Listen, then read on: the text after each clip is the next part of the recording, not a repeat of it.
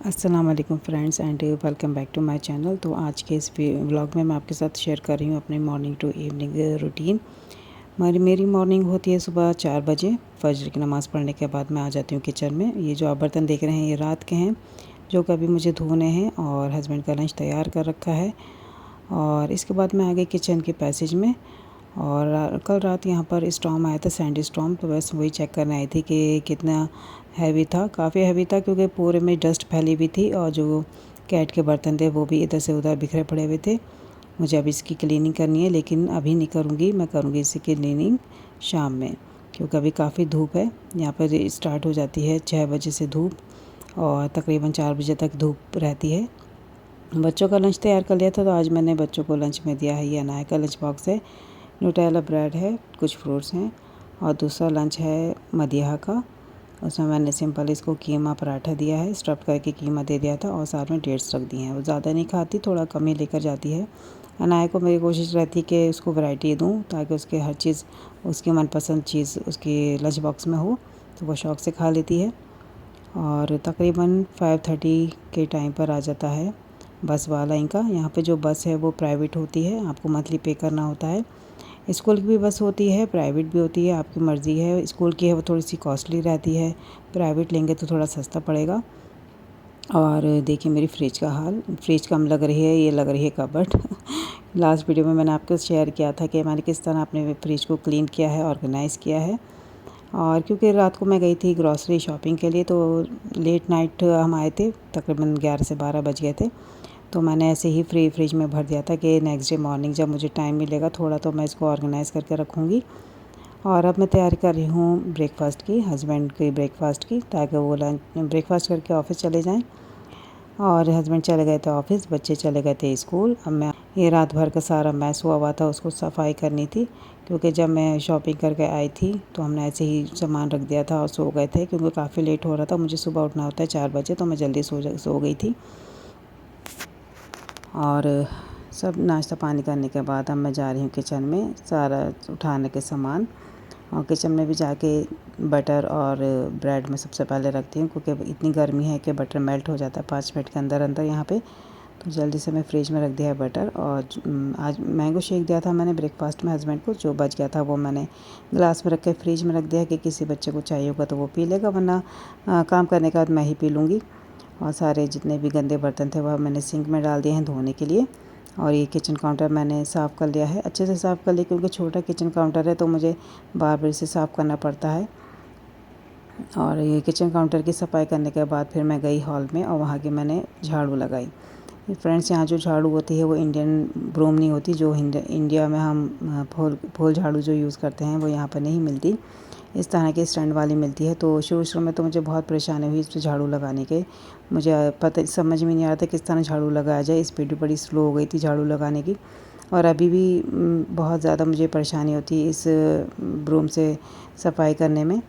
तो मैं सोच रही हूँ कहीं पे इंडियन झाड़ू मिलेगी तो मैं वो लेकर आऊँगी, उससे अच्छे से सफाई हो जाएगी। 1 से 2 दिन के कपड़े मैले जमा थे वॉशिंग मशीन में, तो वो भी मुझे लगानी थी। तो ये जो मशीन आप देख रहे हैं ये मैंने हराज से ली थी, यूज्ड है। ये सेकंड हैंड मशीन है, लेकिन काम बहुत अच्छा कर रही है, और काफ़ी बड़ी है। जो मैं इंडिया में यूज़ करती थी उससे बड़ा साइज़ है ये। काफ़ी कपड़े आ जाते हैं, इवन इसमें ब्लैंकेट भी आराम से धुल जाता है, और काफ़ी अच्छी चल रही है। मैं सोच रही थी कि यूज्ड है कभी ख़राब ना हो, लेकिन अच्छी काम कर रही है। उसके बाद फिर मैंने वॉश बेसिन साफ़ किया। ये डेली बेसिस पे मैं साफ़ करती हूँ। सुबह जब बच्चे स्कूल चले आते हैं तो मेरी क्लीनिंग का ही काम सबसे पहले होता है। उसके बाद मैं सब क्लीन करने के बाद जाती हूँ किचन में। पूरे घर की झाड़ू लगाने के बाद फिर मैंने मॉपिंग की। मॉपिंग ईज़िली कर लेती हूँ मैं, क्योंकि ये जो स्पिनर वाला मॉपिंग स्टैंड है ये मेरे पास इंडिया में भी था, तो वहाँ मैं इस तरह ही जल्दी जल्दी करती थी। झाड़ू लगाने में थोड़ी सी मुझे टाइम लग जाता है, क्योंकि ये जो मैंने आपको बताया कि झाड़ू मेरे हाथों में सेट ही नहीं हो रही, इतने दिन हो गए। और मुझे इंडियन झाड़ू की बड़ी याद आती है, अपने फुल झाड़ू की। मैं बहुत स्पीड में काम करती थी उसके साथ। और अच्छे से मैंने साफ़ करने के बाद इसमें मैट रख दिया है किचन में, क्योंकि वाइट है इसका फ्लोर है, तो मुझे टाइम टू टाइम इसे क्लीन करना होता है। तकरीबन दिन में 2 से 3 बार मैं साफ़ करती हूँ इसे। और ये देखिए बिल्कुल सेट हो गया है किचन मेरा साफ़ सुथरा। और फिर मैं आई रूम में, थोड़ा सा हाथ में पेन हो रहा था मेरे रात से, तो ये स्प्रे रखा हुआ था, हस्बैंड लेकर आए थे, तो मैंने सोचा ट्राई किया जाए। तो इसमें लिखा था इंस्टेंट रिलीफ है, तो वाकई में इंस्टेंट रिलीफ हो गया था। तकरीबन 1 से 2 मिनट लगे थे हाथ को सही होने में, और काफ़ी पेन था मेरे। सुबह से मैं हस्बैंड से यही कह रही थी कि काफ़ी पेन है मेरे, हाथ रह जाता है, क्योंकि मैं जो अपना सर रखती हूँ सोने से तो हाथ मोड़ के रखती हूँ, तो हो सकता है हाथ मोड़ने से पेन शुरू हो गया था मेरे। और थोड़ा सा बस रेस्ट करने के बाद फिर मैं आ गई बेडरूम में। थोड़ा क्लीन करना था, थोड़ा सामान फैला हुआ था, उसे मैंने उठा कर रखा, थोड़ा बेड सेट किया, ब्लैंकेट फोल्ड करके रख दिया, क्योंकि जब तक बेड साफ़ ना हो मेरा दिल बेचैन ही रहता है। जब तक बेड साफ़ नहीं होता मेरा दिमाग वहीं रहता है कि बेड साफ़ क्यों नहीं है। तो सबसे पहले मैं बेड साफ़ करती हूँ, अपनी ड्रेसिंग टेबल को साफ़ करती हूँ। जब ये चीज़ें साफ़ रहती हैं तो फिर मैं किचन में जाती हूँ, क्योंकि घर साफ़ सुथरा होता है तो दिमाग भी सुकून से होता है, वरना तो ये बेचैनी रहती है कि ये चीज़ गंदी है, वो फैला हुआ हो रहा है, ये क्लीन नहीं है। तो बच्चों से ना कह के मैं खुद ही साफ़ करती हूँ। ये मैंने अपने हाथ में ले रखा है पूरे घर की सफाई। और ये आप जो जूतों के डब्बे देख रहे हैं, ये मैंने किचन के लिए ऑर्गेनाइज़र्स बनाए थे, जैसे कि मैंने आपको पिछले वीडियो में दिखाया था। और इस पे जो मैंने लगाया है वो वॉलपेपर है, जो कि स्टिक हो जाता है, मतलब उसको कटिंग करके बस आप सिंपली चिपका लो, तो ये बन गया बेहतरीन सा आपका ऑर्गेनाइज़र्स। और इसके बाद इतने में 1 घंटा लगा था कपड़े धोने में। उसके बाद मैं चली गई थी कपड़े डालने के लिए। जो पैसेज है किचन के बाहर, वहाँ पर रैक लगा हुआ है सुखाने का, तो वहीं इसमें ही डाल देते हैं हम। तकरीबन 2 से 3 घंटे लगते हैं सूखने में, क्योंकि आजकल गर्मी इतनी है कि 2 घंटे में ही कपड़े सूख जाते हैं। तो काफ़ी कपड़े हो गए थे, 2 से 4 दिन के ये कपड़े हैं, बच्चों के, मेरे, हस्बैंड के। तो मैंने एक साथ ही धो लिए। और यूनिफॉर्म भी थी बच्चों की, तो वो भी मैंने धो दी।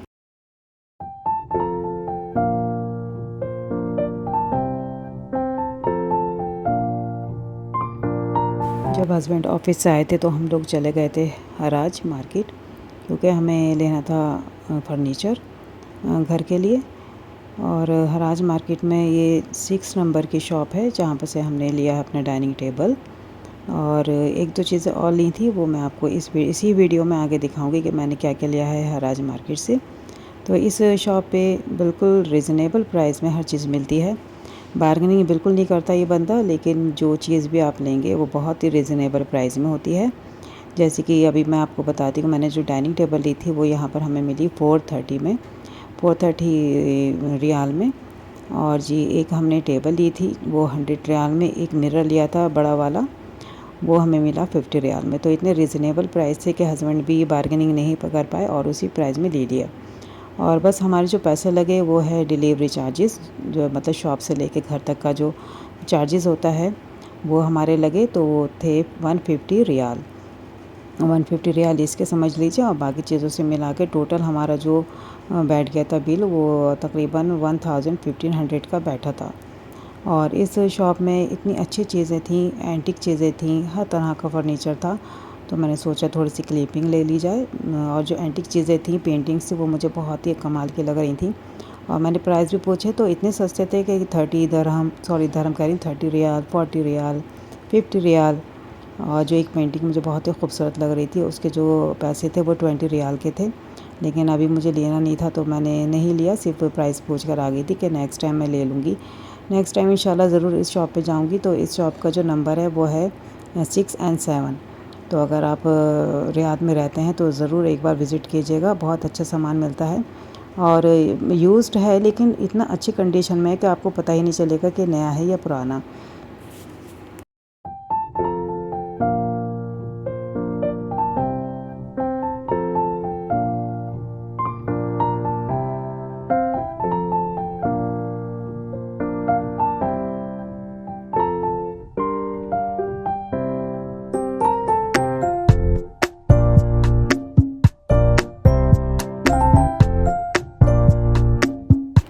तो सामान हम ऑर्डर कर आ गए थे और घर में आ भी गया था। तकरीबन 15 से 20 मिनट लगे थे घर आने में। तो ये देखिए मैंने सेट कर लिया अपनी डाइनिंग टेबल। ये 6 सीटर है, मतलब इसमें 6 चेयर्स हैं। तो 4 हमने लगा रखी हैं, 2 मैंने कहीं और लगाई है। और ये साइड टेबल भी हमने वहीं से परचेज़ की है। ये सेंटर टेबल जो थी कॉफ़ी टेबल, ये भी वहीं से परचेज़ की है। और मुझे बड़ा शौक़ है डाइनिंग टेबल सजाने का, उस पर मज़े की चीज़ें बना कर रखने का। मैं कब से पीछे पड़ी थी हस्बैंड के कि मुझे एक बार डाइनिंग टेबल दिलवा दीजिए। और जो 2 चेयर है वो मैंने बाहर सेट कर दी थी बच्चों के रूम के सामने। और किचन में जो आप देख रहे हैं कैबिनेट, वो भी मैंने वहीं से लिया था। और ये नेक्स्ट डे दोपहर का है ये क्लिपिंग। मेरे कुछ पेट में तकलीफ़ थी, पेट में दर्द हो रहा था, तो मैं हॉस्पिटल आ गई थी हस्बैंड के साथ चेकअप करवाने के लिए। घर के पास ही हॉस्पिटल है ये, नेशनल केयर हॉस्पिटल नाम है इसका। तो यासिर को मैं अपने साथ ले आई थी, घर में होता तो परेशान करता, और काफ़ी टाइम लग गया था मुझे यहाँ पर, तकरीबन 1 से 2 घंटे लग गए थे। और उसके बाद घर जाके फिर मैंने बच्चों के लिए खाना बनाया, और फिर वही रूटीन था रात का। फिर बच्चे सो गए थे, फिर अगले दिन उठना था बच्चों के स्कूल के लिए। तो मिलती हूँ आपसे नेक्स्ट व्लॉग में। अपना बहुत ख्याल रखिएगा, दुआ में याद रखिएगा। अल्लाह हाफिज़ एंड सी यू सून।